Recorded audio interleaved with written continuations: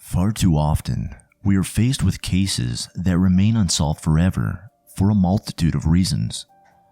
Whether that be because of a missing name, a missing link, or damning evidence that is just out of our grasp, these cases seemingly run cold.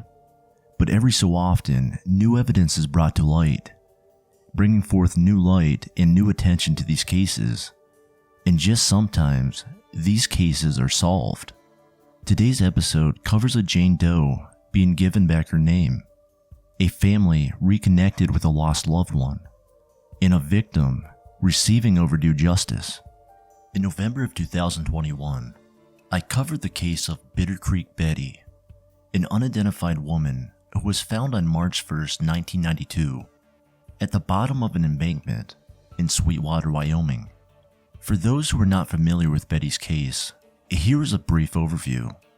On March 1st, 1992, truck driver Barbara Leverton made a quick stop near Bitter Creek in Sweetwater, Wyoming, to change her fuel tanks and to stretch her legs. As she hopped out of her cab, she saw something in the distance, at the bottom of an embankment. As she took a closer look, she realized that it was the body of an adult female with dark hair and dark eyes, standing around 5 foot 8 inches in height and weighing between 125 and 130 pounds. Barbara immediately called the authorities, who rushed to the area and recovered the woman's body. From the get-go, investigators knew that they were dealing with a homicide. However, it wasn't until the autopsy was conducted that the horrors of what the woman had endured were exposed. The coroner determined that an ice pick or similar object had been forced up her nostril and into her brain.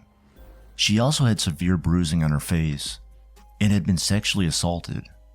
Investigators were horrified by these findings and set about trying to identify their victim. Despite numerous appeals and searches throughout the missing person databases, nothing came up.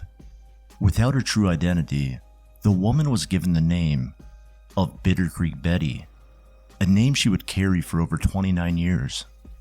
It wasn't until 2014 that Betty and another Jane Doe, the Sheridan County Jane Doe, were linked after DNA from both of their crime scenes produced a match. Despite this discovery, investigators were still no closer to figuring out who their Jane Does were and who their suspect was. Whilst the DNA from both crime scenes matched, investigators didn't have a name. Then in 2020, a huge breakthrough was made when the Wyoming Division of Criminal Investigation and the FBI announced that 59-year-old Clark Barry Baldwin had been arrested in connection with Bitter Creek Betty's and Sheridan County Jane Doe's cases. Baldwin was also charged with the murder of 32-year-old Pamela McCall in Spring Hill, Tennessee. Whilst the person responsible for these horrible crimes was finally brought to justice, 2 of his victims remained nameless.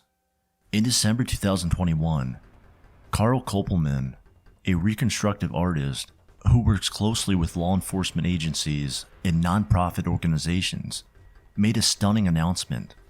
He wrote, "Bitter Creek Betty identified. No other details or news of any scheduled announcement have been provided." As of this posting, Betty's identity has not been released to the public, and it appears that her family wishes to keep it private for now.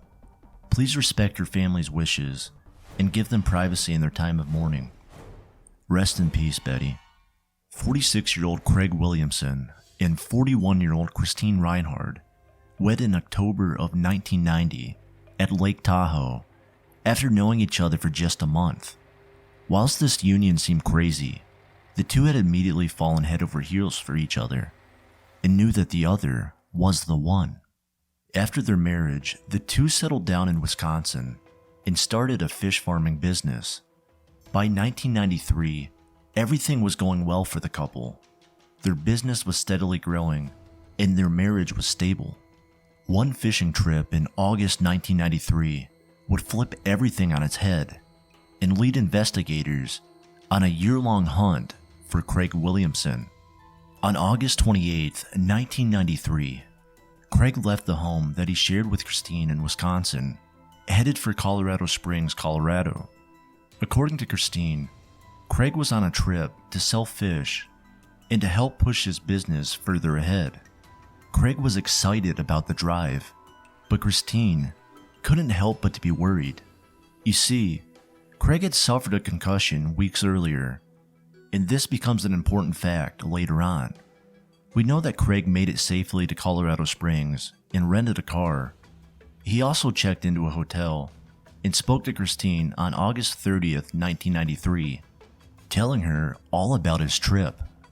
August 31st, 1993 rolled around, and when Craig failed to return home, Christine sensed that something was very wrong. According to Unsolved Mysteries, on August 31st, Craig's credit cards were discovered in El Paso, Texas, a whopping 675 miles away from Colorado Springs. What were his credit cards doing over 600 miles away, and where was Craig? Christine worked closely with authorities to find her husband, but few leads came of it. A few sightings came in, and one woman reported seeing a disheveled man traveling from Montana to Washington 2 weeks after Craig disappeared. Christine also discovered that Craig had left all of his belongings and bags behind at the hotel in Colorado Springs, only adding to the mystery. Then, 2 weeks after Craig disappeared, his rental car was discovered abandoned in Juarez, Mexico. Just like the hotel room, there were no signs of struggle or foul play, and investigators found themselves at a dead end.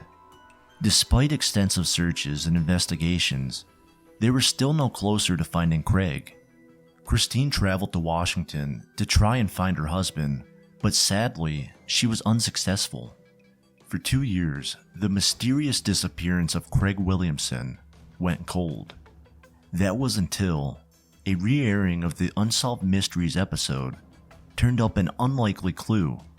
In July of 1995, a man living in Key West, Florida, was watching the Unsolved Mysteries episode on Craig Williamson. As he watched the program, he realized something. He was watching his friends and family talk about him. He was the missing Craig Williamson. Craig then contacted the relevant authorities, who confirmed that the man in Key West, Florida, was in fact Craig Williamson. Craig told authorities that he had been mugged in Colorado Springs, and after the attack, he had developed amnesia. He claims that he woke up in the hospital and couldn't remember who he was or where he was from. So he began traveling around the US, hoping to find a purpose and some answers. It wasn't until he saw the Unsolved Mysteries program about himself that he realized that he had been missing. Craig and Christine were reunited following his reappearance. However, the two decided that it'd be best to get divorced, but still remain friends. The two are now getting on with their lives independently, and Craig is doing the best he can to put his life back together. From a very young age, it was clear that Joyce McLain of East Millinock, Maine, was no ordinary child. She displayed extraordinary musical talent and went on to compose her own music and played in the school's orchestra. Whatever Joyce did, she put her all into it and was always successful. By 1980, she had just gotten her driver's license and was looking ahead to the future, wondering which colleges she was going to apply for and what life after high school would be like for her. Unfortunately, those opportunities were cruelly taken away from her on August 8, 1980, while she was jogging behind her school at around 7:45 p.m. A witness told investigators that they saw Joyce go around the corner towards the softball and football fields, but they didn't see her come back. After this, Joyce was never seen or heard from again. When Joyce failed to return home that evening, her panicked parents called the police and reported their daughter missing. Joyce's disappearance sent shockwaves through the small town, shattering any illusion of safety they had. Residents became frightened, unwilling to go out at night, and began wondering who in their community could be capable of such a thing. Their fear was only worsened when 2 days later, during a search, Joyce's body was discovered in the woods, behind the football field where she was last seen. She had been badly beaten and dumped. The discovery of Joyce's body crippled the community. Joyce was known as a happy and sweet girl, and parents began keeping a closer eye on their children and holding them closer at night. Detectives worked tirelessly to find the person responsible, but despite a lengthy investigation, no suspects were ever named. The residents of East Millinock refused to let Joyce be forgotten and pushed to keep her name in the media, and also campaigned to have her featured on the popular TV show Unsolved Mysteries. For years, Joyce's case sat cold, and whilst the local community and detectives never forgot about her, the lack of evidence and leads meant that her case was at a standstill. That was until 2008, when Joyce's body was exhumed and more forensic evidence was collected. It was also around this time that a witness came forward and told police that a man by the name of Philip Scott Fournier was Joyce's killer. By 2006, Philip Scott Fournier was arrested and charged with Joyce's murder. It transpired that shortly after the crime, Fournier confessed to his friends and family that he had been the one responsible, but no one ever came forward and reported him. Investigators said that Fournier had been a suspect from the start, but a lack of evidence meant that they could not move forward with a conviction. On the night that Joyce was killed, Fournier had stolen an oil truck and crashed it. In 2018, Fournier went on trial and was found guilty of first-degree murder for his crimes. He was then sentenced to 45 years in prison. Fournier has made numerous attempts to appeal his sentence. However, the courts have continued to uphold his conviction. That is it for this one. Thank you so much for listening. If you haven't already, please like, share, and subscribe. This will help my channel grow.